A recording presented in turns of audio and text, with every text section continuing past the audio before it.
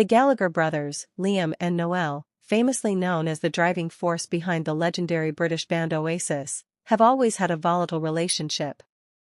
Their explosive chemistry was part of what made the band iconic, but it also laid the foundation for a dramatic collapse. While fans have witnessed public arguments, snide comments, and bitter interviews over the years, there was one meltdown that was never supposed to be seen, an intense confrontation that occurred behind closed doors, away from cameras and reporters, but which has now begun to resurface in whispers and leaks from those close to the band. According to insiders, the meltdown took place during a rehearsal session just weeks before the band's final show in 2009. Tensions had been running high for months, but this particular incident reportedly pushed both brothers beyond the breaking point. The argument started over creative differences, something that had long been a source of tension, but quickly turned personal, with years of unresolved resentment pouring out. Instruments were thrown, insults flew, and the energy in the room turned toxic.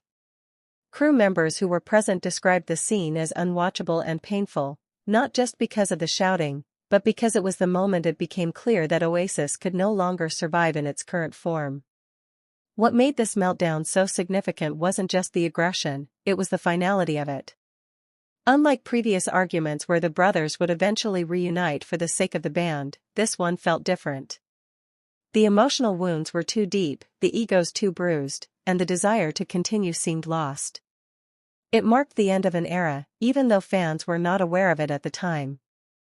The show was cancelled just moments before the band was due on stage, and the official breakup followed shortly after.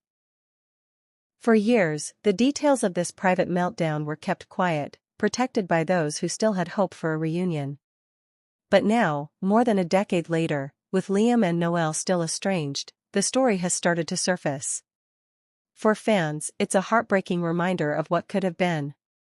Behind the music, behind the bravado, were two brothers whose personal conflicts ultimately ended one of the greatest bands of their generation.